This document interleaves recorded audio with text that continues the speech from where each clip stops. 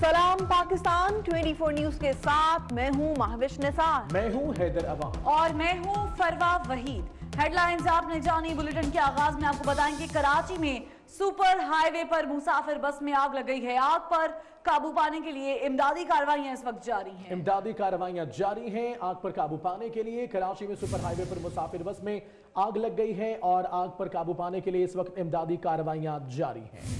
कराची में super highway पर मुसाफिर बस में आग लग गई है। आग पर काबू पाने के लिए इमदादी कार्रवाइयां की जा रही हैं। शहर का सुपर हाईवे पर मुसाफिर बस में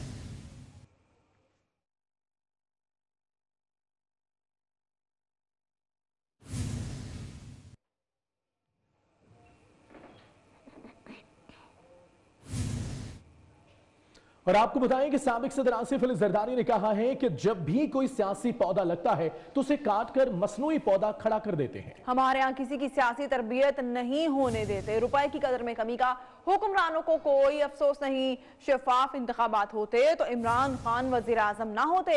18वीं तरमीम के हवाले से मुझ पर दबाव डाला जा रहा है। मैंने कहा मैं अकेला मान भी जाऊं तो कुछ फर्क नहीं पड़ता। मेरी पार्टी नहीं मानेगी, पंजाब नहीं मानेगा। देखते हैं खेल का क्या नतीजा निकलता है। वो टंडुअल आईआर में प्रेस कॉन्फ्रेंस से खिताब कर रहे थे। दोस्तों,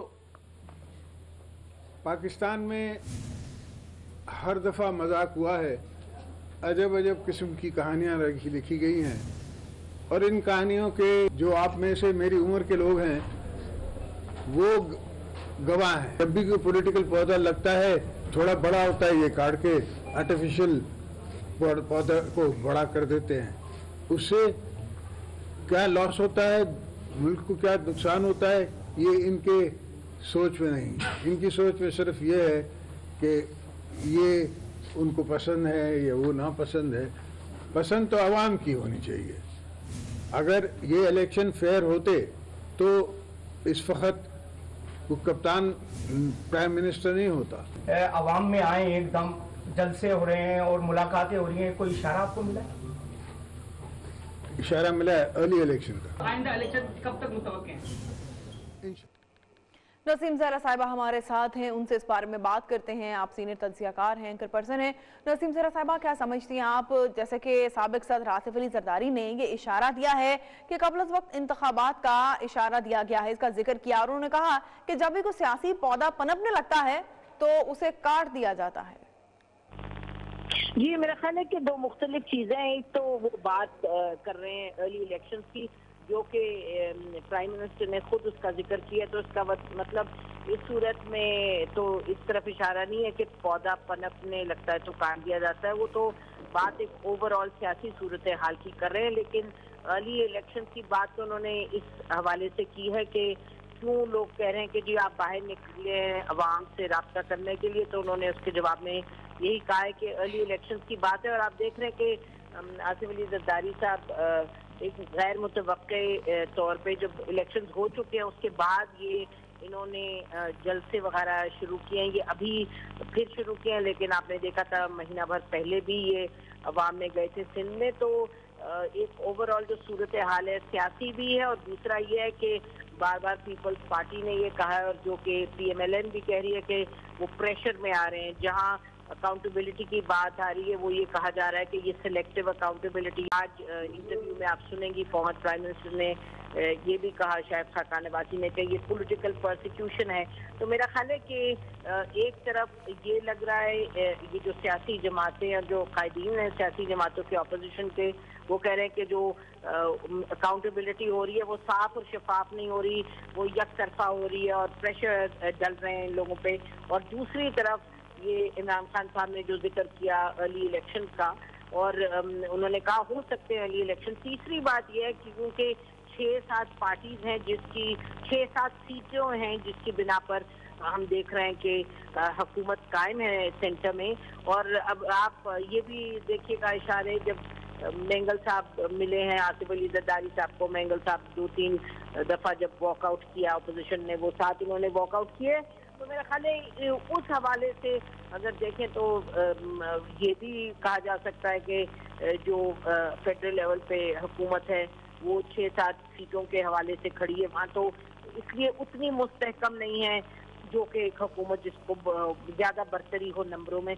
तो ये तमाम सूरत हाल है और असल में सबसे मेरे ख्याल है जो अहम चीज़ है वो ये है कि अपोजिशन के जो लीडर्स हैं उनको ये महसूस हो रहा है कि जो अकाउंटेबिलिटी के हवाले से बहुत ज़्यादा प्रेशर है। आप आसिफ अली जरदारी साहब के हवाले से सुनते हैं ये ज़बान ज़द आम है कि जी अब पता नहीं पकड़े जाएंगे नहीं पकड़े जाएंगे, जल्दी पकड़े जाएंगे। तो ये सब चीज़ें हैं जिसकी बिना पर मेरा ख्याल है कि हम देख रहे हैं कि अपोजिशन लीडर्स PMLN ज़रा कदरे खामोश है क्योंकि इन पे जो आप देख रहे हैं कि काफ़ी लीडर्स हैं इनके जो इनके या तो खिलाफ केसेस शुरू होने की बात हो रही है या हो गई है। तो और नवाज शरीफ साहब ने तो बिल्कुल इनके मुकाबले में पीपल्स पार्टी के मुकाबले में जरदारी साहब के मुकाबले में वो चुप हैं इस वक्त बिल्कुल। वो तो आपने सुना कि उन्होंने ये कहा कि मेरे लिए तो रोना भी मुश्किल है। तो वो उधर वहाँ क़यादत जो है चुप है, पार्लियामान में मुतहर्रिक है जो PMLN की अपोजिशन की क़यादत है। लेकिन आसिफ अली जरदारी साहब जो है वो इस वक्त मुज़ाहिमत की सियासत कर रहे हैं। वो निकल रहे हैं बाहर और देख रहे हैं कि लोग कितने निकल रहे हैं। लेकिन उन्होंने आज ये भी कहा कि बाहर ममालिक में कुछ होता है तो हज़ारों लोग निकल आते हैं, यहाँ नहीं निकल रहे। तो एक तरीके और उन्होंने कहा कि यहाँ आगाही की ज़रूरत है। तो मेरा ख्याल है कि वो मुख्तलिफ सतह पर उनको मुख्तलिफ चैलेंजेस दरपेश हैं और उस हवाले से वो बात इन्होंने ये जो की वो मीडिया के साथ की। ठीक है, शुक्रिया नसीम ज़हरा साहब। सानिया आर्मी पब्लिक स्कूल के शहदा को खिराज अकीदत पेश करने के लिए कोयटा के नवाही इलाके मार्केट में FC बलूचिस्तान की जानिब से रैली निकाली गई। रैली के शुरका का कहना था कि वो हर मुश्किल घड़ी में अपनी फोर्सेस के साथ खड़े हैं। सानेहा आर्मी पब्लिक स्कूल के शहदा को खिराज अकीदत पेश करने के लिए कोयटा से 23 किलोमीटर दूर मार्केट में FC बलूचिस्तान और मुख्तलिफ स्कूलों के तलबा की जानिब से रैली निकाली गई। रैली में शरीक बच्चे कौमी परचम थामे पाकिस्तान जिंदाबाद के नारे भी लगाते रहे।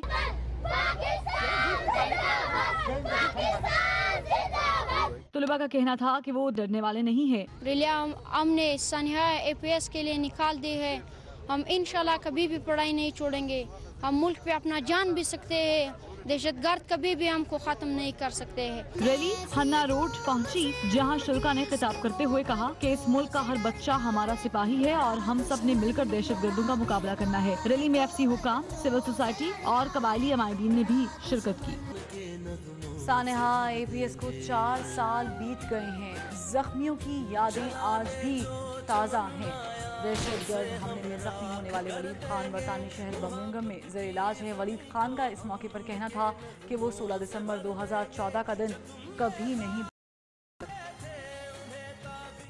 तो 4 साल गुजर गए हैं लेकिन ये अभी भी वैसे ही है, वो वाक़या वैसे ही हमारे दिलों में ताज़ा है। और उस दिन हम ऑडिटोरियम में थे और हमारा फर्स्ट एड लेक्चर जारी था और उसी वक्त कुछ दहशतगर्दों ने ऑडिटोरियम पर हमला बोल दिया और उस हमले में उन्होंने मुझे 8 गोलियां मारी। उसमें मेरे जो दोस्त थे वो भी शहीद हुए और जो हमारे टीचर्स थे वो भी शहीद हुए। बहुत सारे बच्चे जो थे वो ज़ख्मी भी हुए और लकीली मैं वहाँ से बच गया और मैं वहाँ से निकल गया।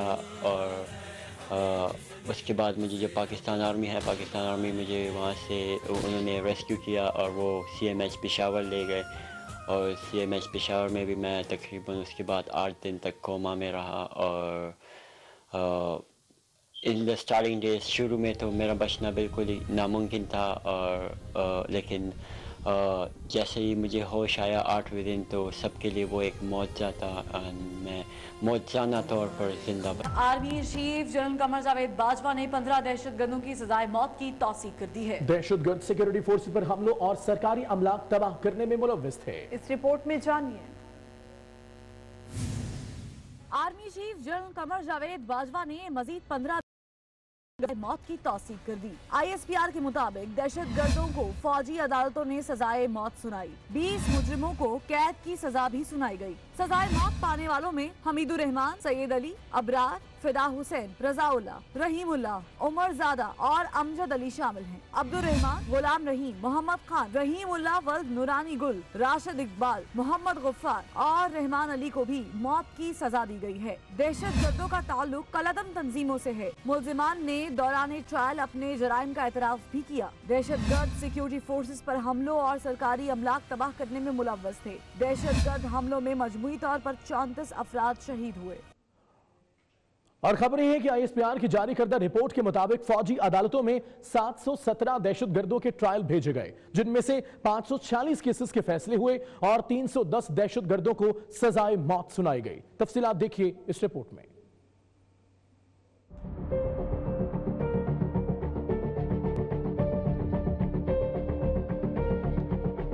सानेहा APS के मासूम फूल हों, मुल्क के मारूफ कवाल अमजद साबरी हों, सबीन महमूद हों या SSP चौधरी असलम का कत्ल, पाक फौज ने सब अमन दुश्मनों को उनके किए गए फैसले सुना दिए। बाजा खान यूनिवर्सिटी, सफूरा गोट और कराची एयरपोर्ट पर हमला करने वाले भी या अंजाम को पहुंच चुके या पहुंचने वाले हैं। ये सब मुमकिन हुआ फौजी अदालतों के कयाम और इनमें होने वाले फैसलों के नतीजे में। हुकूमत ने जो 717 केसेस इन अदालतों को भेजे, उनमें से 546 के फैसले सुनाए भी जा चुके हैं। 310 दहशतगर्दों को सजाए मौत सुनाई गई, जिनमें से 56 अपने अंजाम को पहुंच चुके हैं, जिनमें बन्नू जेल हमले का एक दहशतगर्द और APS पर हमला करने वाले 5 दरिंदे भी शामिल हैं। मैरियट होटल, परेड लाइन और ISI मुल्तान ऑफिस हमले में मुलव्वस दहशतगर्दों को सजाए मौत सुनाई गई है। मस्तोंग, नांगा पर्वत में भी गैर मुल्कियों पर हमले और चलास में आम शहरियों और सिक्योरिटी फोर्सेस को निशाना बनाने वाले दहशतगर्दों को सजाए मौत सुनाई गई है। दहशतगर्दी के खात्मे के इस सफर में 234 दहशतगर्दों को 5 साल से उम्र कैद की सजा सुनाई गई है। सानेहा तुर्बत की अगर बात करें तो सानेहा में शहीद कबीरवाला के नायक मोहम्मद साजिद के भाई का कहना है कि साजिद की शहादत पर फख्र है। साजिद हम सब में से छोटा था, सबसे बहुत मोहब्बत इससे होती थी। और हमारे नुमाइंदे शहजाद रजा इस वक्त शहीद के भाई के साथ ही मौजूद हैं, उनसे बात करते हैं। जी शहजाद बताएगा। जी हाँ बिल्कुल, कल बलोचिस्तान के इलाके तुर्बत में पाकिस्तान आर्मी के जवानों ने दहशतगर्दों से लड़ते हुए जाम शहादत नोश किया। उसमें 6 सिक्योरिटी के अहलकार शामिल थे, जबकि 4 दहशतगर्दों को उन्होंने जहन्नुम में वासिल किया। उन जवानों में एक जवान मोहम्मद साजिद, जिसका ताल्लुक़ कबीरवाला के इलाका चौपड़हट्टा से है, हम उसके इलाके में मौजूद हैं। अभी कुछ देर पहले उसकी तदफीन हुई है। आर्मी के चाको चौबंद दस्ते ने जो है सलामी दी और उसके बाद उस नौजवान को पूरे आर्मी एजाज़ के साथ यहाँ तदफीन उसकी अमल में लाई गई। हमारे साथ मौजूद हैं शहीद के बड़े भाई। हम उनसे बात करते हैं और उनसे पूछते हैं कि उनका आज अपने भाई की इस शहादत पर क्या जज्बात हैं। जी आप बताएं, आपका भाई शहीद हुआ, आपके क्या जज्बात हैं? अल्हम्दुलिल्लाह में बहुत खुशी है। हमारा भाई मोहम्मद साजिद शुरू से उसका ये शौक़ था आर्मी में जाने के लिए, तो जब उसने अपने मेडिकल क्लियर की पढ़ा, फिर जब बाद में आर्मी में भर्ती हुए और काफ़ी अर्सा माशाल्लाह ड्यूटी करते रहे वहाँ पर उस इलाके में, और कई बार झड़पें भी हुई हैं और शहादत का भी उनको बहुत शौक़ था कि अल्लाह ताला हमें शहादत वाली मौत नसीब फरमाए। तो आखिरकार वो दिन आ गया था कि अल्लाह ताला उनको शहादत नसीब फरमाई है। तो हमें बहुत फ़ख्र है इसके अंदर, हमारे पूरी फैमिली को, हमारी वालदा को, हमारे सारे घर वालों को, कि अल्लाह पाक ने बहुत बड़ा रुतबा अता फरमाया है। और हमारी दुआ है कि अल्लाह ताला इसकी शहादत कबूल फरमाए और पूरे हमारे घर को क़यामत वाले अल्लाह ताला इस शहादत को जन्नत हमारे निजात का ज़रिया बनाए। तो हमें इस चीज़ का बहुत बड़ा फ़ख्र है। जी हाँ, जैसा कि आपने बड़े भाई की गुफ्तगू सुनी, उनका यही कहना था कि भाई के बिछड़ने का जहाँ हमें दुख है, वहाँ इस बात पे हमें खुशी है और फ़ख्र महसूस हम करते हैं कि हम एक शहीद के भाई हैं। जी, बलूचिस्तान के इलाके तुर्बत में दहशतगर्दों के हमले में शहीद होने वाले 2 नौजवानों की किर्क में तदफीन कर दी गई है। शुहदा को फौजी एहसास के साथ आबाई इलाके में दफन किया गया। शुहदा में सूबेदार शादात खान और सिपाही मोहम्मद अनवर शामिल हैं। आपको हम खबर दे रहे हैं, बलूचिस्तान के इलाके तुर्बत में दहशतगर्दों के हमले में शहीद होने वाले 2 नौजवानों की किर्क में तदफीन कर दी गई है। शुहदा को फौजी एहसास के साथ आबाई इलाके में दफन कर दिया गया है। शुहदा में सूबेदार शादात खान और सिपाही मोहम्मद अनवर शामिल हैं।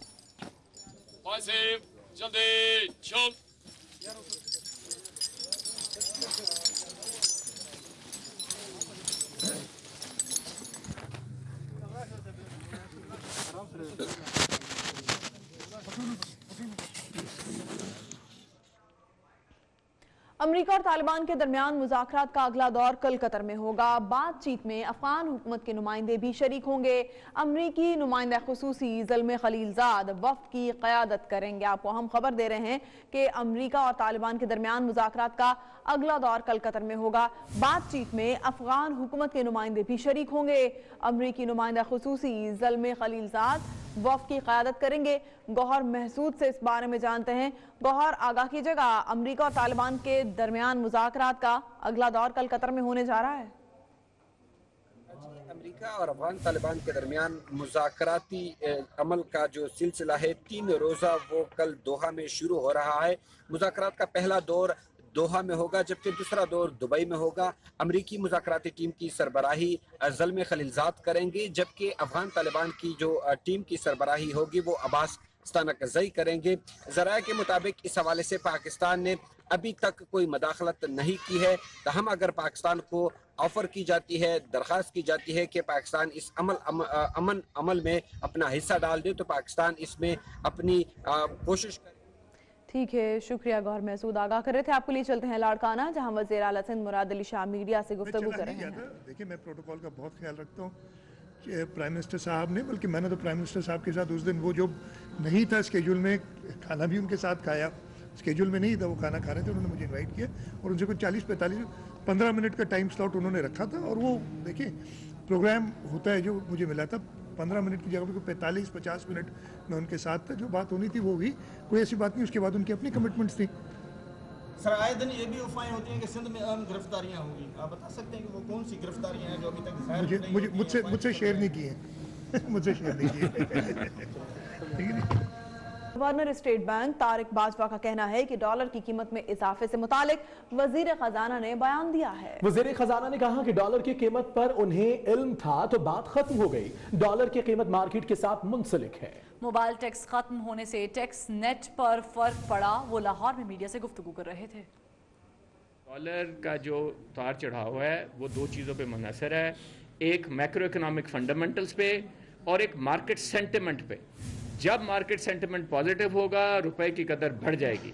ये इंशाल्लाह हमें उम्मीद है कि जिस तरह ये पैसे हमारे आने शुरू होंगे और जो हमारी ऑयल फैसिलिटी आनी शुरू होगी, तो जो अगर कोई प्रेशर अब रह भी गया है तो वो भी ख़त्म होता जाएगा। जो टैक्स था टेलीफोन के ऊपर वो था, प्रीपेड फ़ोन के ऊपर जो कार्ड के ऊपर जो टैक्स था वो था, तो वो जब से वो सुप्रीम कोर्ट ने अभी उसको जो है विथहोल्ड किया है, उसका भी कोई ना कोई रास्ता निकल रहा है। जब हो जाएगा तो और यहाँ पर खेल के मैदान से जुड़ी आपको खबर दें कि रावलपिंडी क्रिकेट एसोसिएशन का अनोखा काम सामने आ गया है। हकीकत में कुछ भी नहीं किया गया, मगर कागजी कार्रवाई में टूर्नामेंट करा दिए गए हैं। कागजात में ईद उल अज़हा के पहले, दूसरे और तीसरे दिन टूर्नामेंट कराने से मुताल्लिक तफसीलात दर्ज की गई हैं, लेकिन हकीकत में हुआ ऐसा कुछ भी नहीं है। रावलपिंडी क्रिकेट एसोसिएशन ने अनोखा कारनामा सर अंजाम दिया है।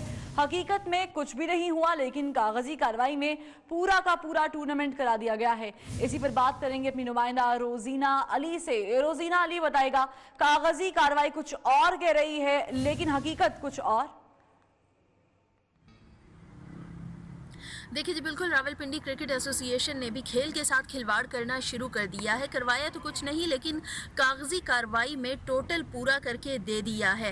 कागजी कार्रवाई के मुताबिक रावलपिंडी रीजनल क्रिकेट एसोसिएशन ने ईद उल अज़हा के पहले, दूसरे और तीसरे रोज़ मैचेस करवाए, जबकि आशूरा के रोज़ भी कागजी कार्रवाई में मैचेस करवाए गए हैं और वो टोटल जो नंबर है वही आगे भी फराहम किया जाता रहा। जाली टूर्नामेंट्स की स्क्रूनिटी भी होती रही, क्लब्स की स्क्रूनिटी भी होती रही और इसके अलावा ये भी इंकशाफ हुआ है कागजों में कि एक 6 साल का जो बच्चा है वो भी 10 ओवर्स खेलता रहा और एक ऐसा खिलाड़ी भी खेलता रहा जो कि मुल्क में मौजूद ही नहीं था। और ज़राए के मुताबिक ये भी है कि इस तमाम मामले का इल्म पीसीबी को था, लेकिन एक्शन नहीं लिया गया, जिसके बाद ये नज़र आ रहा है कि जो रावलपिंडी क्रिकेट एसोसिएशन है, रीजनल क्रिकेट एसोसिएशन, वो अपनी मनमानी कर रही है और कागजी कार्रवाई में टोटल पूरा करके फराहम करती जा रही है। ठीक, रोजीना अली, बहुत शुक्रिया आपका। और अगली खबर शामिल करें। गुजरात में महकमा एंटी करप्शन गुजरावाला ने बड़ी कार्रवाई कार्रवाई करते हुए 10 करोड़ रुपए से जायद मालियत की सरकारी अराजी वागुजार करा ली है। कब्जा माफिया ने सरकारी अराजी पर 29 दुकानें कायम कर रखी थी। कब्जा माफिया में इम्तियाज, खालिद असगर, तबस्सुम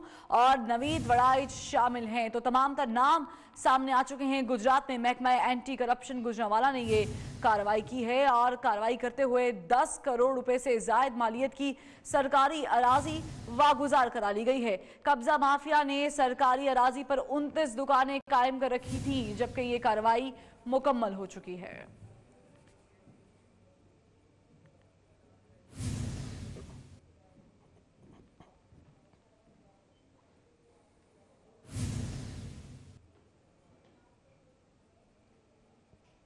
कराची में सीएनजी स्टेशन आज रात 8 बजे तक खुले रहेंगे। सुई सुदन गैस कंपनी का कहना है कि सीएनजी मंगल की सुबह 8 बजे से दस्तयाब होगी। तफसीलात जानते हैं हबीब खान की इस रिपोर्ट में।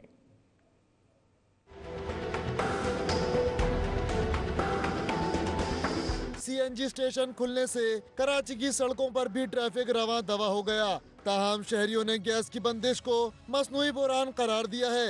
यार ये गैस के हवाले से काफ़ी परेशानी रही, शहर में लोगों को बहुत तकलीफ हुई है और हम गवर्नमेंट से इसके लिए इल्तिजा करते हैं कि आइंदा इस तरह 6-7 दिन कंटिन्यू इसको बंद न रखा जाए।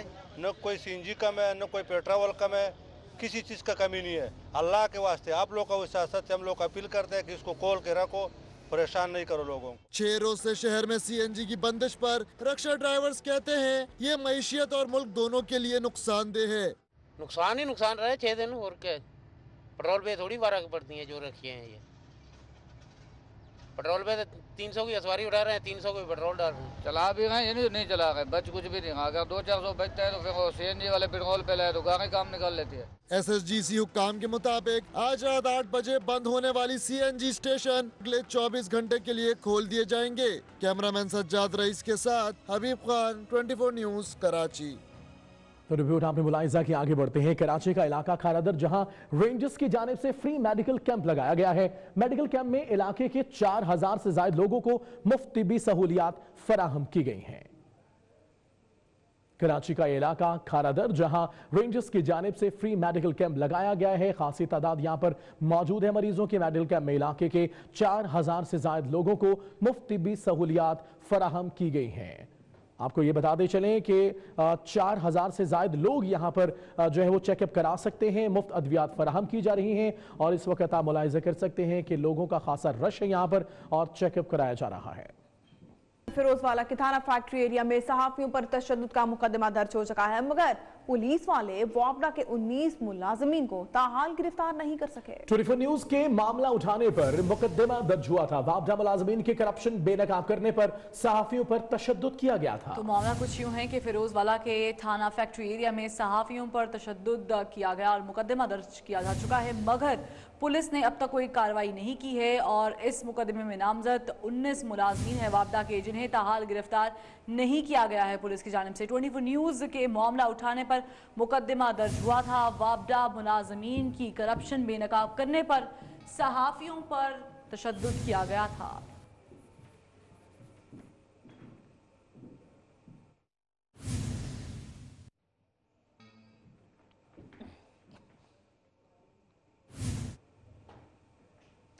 सकूतर ढाका की बात करें तो पाकिस्तान की तारीख में ये रिश्ता हुआ जख्म है। पाकिस्तान को 2 टुकड़े हुए 47 बरस बीत गए। बांग्लादेश में रह जाने वाले पाकिस्तानी आज भी अपनी शनाख्त की जंग लड़ रहे हैं। सकूतर ढाका पर यह रिपोर्ट देखते हैं। सकूते ढाका पाकिस्तान की तारीख का जख्म है जो शायद कभी भर न पाए। 1970 के आम इंतखाबात के बाद डेडलॉक मुल्क को 2 लख्त कर गया। भारत को हमारे जख्म पर प्रोपोगेंडा करने का मौका मिल गया और फिर 16 दिसंबर 1971 को मशरकी पाकिस्तान बांग्लादेश बन गया। बांग्लादेश में वाक़े कैंपों में आज भी लाखों पाकिस्तानी महसूर हैं जो गुज़श्ता 47 साल से शनाख्त की जंग लड़ रहे हैं। सकूते ढाका का सबक ये है कि जो गलतियां 1971 में हुई थीं, उन्हें दोहराया न जाए और अज़ली दुश्मन भारत पर कड़ी नजर रखी जाए। सकूत ढाका पर रिपोर्ट आपने देखी और अब बात करते हैं मकबूजा कश्मीर की। मकबूजा कश्मीर में बुज़दिल भारतीय फौज के निहत्ते कश्मीरियों पर जुल्मो सितम के वार जारी हैं। गुज़िश्ता रोज 14 मजलूम कश्मीरियों की शहादत पर वादी में हुर्रियत रहनुमाओं की कॉल पर 3 रोजा सोग और हड़ताल की जा रही है। इस रिपोर्ट में जानिए। मकबूजा कश्मीर में भारत की रियासती दहशतगर्दी और इंसानी हुकूक की संगीन खिलाफ वर्जियाँ जारी हैं। भारतीय फौज ने जिला पुलवामा में बर्बरियत का मुजाहिरा करते हुए 14 निहत्ते कश्मीरियों को शहीद कर दिया। काबिज फौज ने मुजाहिरीन पर पैलेट गन और आंसू गैस से शेलिंग भी की, जिससे दर्जनों कश्मीरी शदीद जख्मी भी हुए। भारतीय फौज की दरिंदगी के खिलाफ वादी में हुर्रियत रहनुमाओं की कॉल पर 3 रोजा सोग और हड़ताल की जा रही है। इंसानी हुकूक के आलमी दिन पर कश्मीर मीडिया सर्विस की जानिब से वादी में भारतीय मजालिम से मुतालिक रिपोर्ट जारी की गई थी, जिसके मुताबिक 1989 से अब तक काबिज फौज ने 95,000 कश्मीरियों को शहीद किया। पहाड़ इक्तिसादी तरक्की में अहम किरदार अदा करते हैं। दुनिया भर की जंगली हयात, जंगल और नेशनल पार्क्स का 56% हिस्सा पहाड़ों में वाक़ होता है। 14 बुलंद तरीन चोटियों में से 5 पाकिस्तान में हैं। पहाड़ों की अहमियत उजागर करने के लिए इस्लामाबाद में माउंटेन मेले का इनेकाद किया गया। इस रिपोर्ट में देखिए।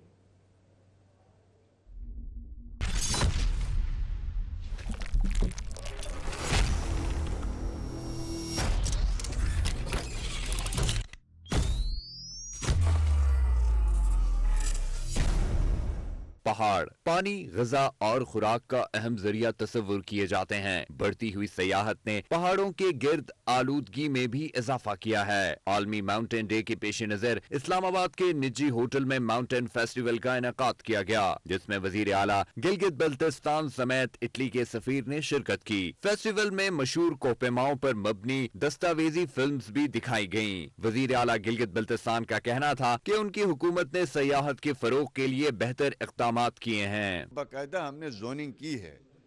ये एरिया होगा आपका कमर्शियल होगा, ये नॉन कमर्शियल होगा, घर बनाएंगे इस तरह का आप बनाएंगे, इस एरिया में नहीं बनाएंगे। इसमें किसी हद तक जो है वो हमने रेड जोन्स डिक्लेयर किए हुए हैं ताकि जो इकोसिस्टम है वो मुतासिर ना हो सके।